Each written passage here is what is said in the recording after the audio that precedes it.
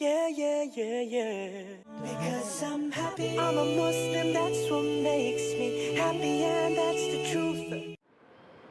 Our beloved Prophet Muhammad ﷺ said, it's mentioned in Sahih Muslim, volume number 1, in the book of faith, hadith number 79, that the Prophet said, whenever you see anything wrong, the best is if you can stop it with your hand, you stop it with your hand.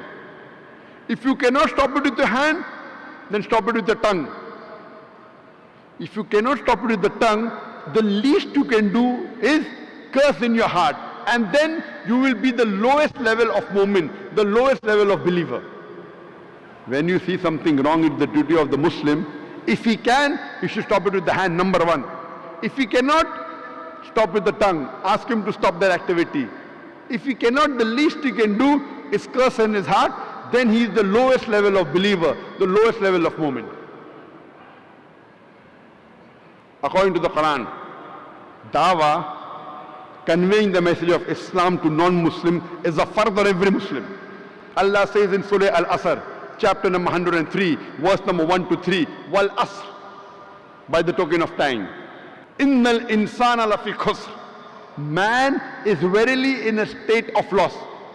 Wal Asr, innal insana lafi khusr, illa allazina amanu wa amilu salihati wa tawasaw bil haqq wa tawasaw bis sabr.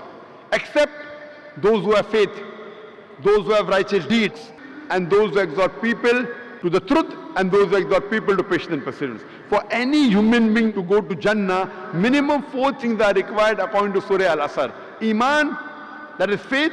Amal salihat, that is righteous deeds. Watawasaw bil haqq, inviting people to truth. And watawasaw bis sabr, inviting people to patience and perseverance.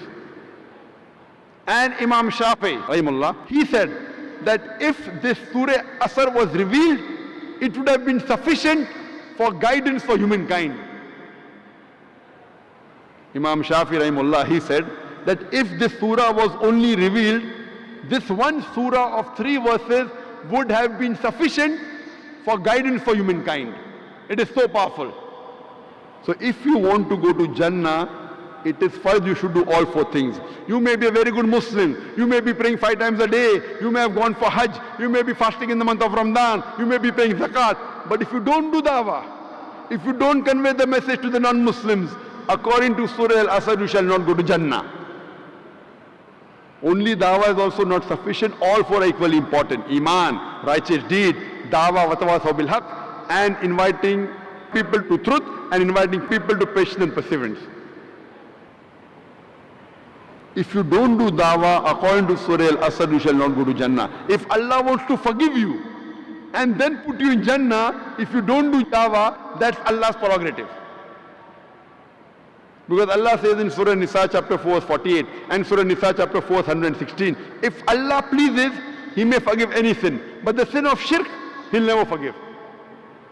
The biggest sin in Islam for any human being is the sin of shirk, associating partners with Allah.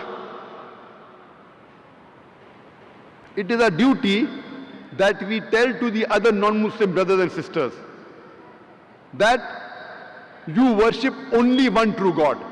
And Allah shows you a way in the Quran, in Surah Al-Imran, chapter 3, verse 64, in how to do dawah, how to convey the message of Islam, how to do jihad, strive and struggle with the non-Muslims with the Quran. Allah says in Surah Al-Imran, chapter 3, verse 64, Kul ya ahlal kitab, say, O people of the book, ta'alaw ila kalimatin sawa'im bayna baynakum, come to common terms as us and you.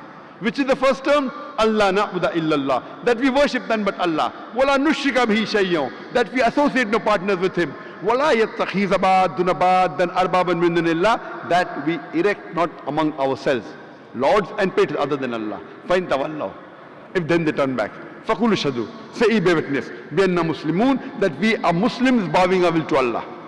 This verse of the Quran shows you a way how to do dawah. Come to common terms as between us and you. We were taught beautiful things by this man, Prophet Muhammad, may peace be upon him. He taught us to love and to care for each other. That is the sunnah of the chosen one. Loving for your brother what you love for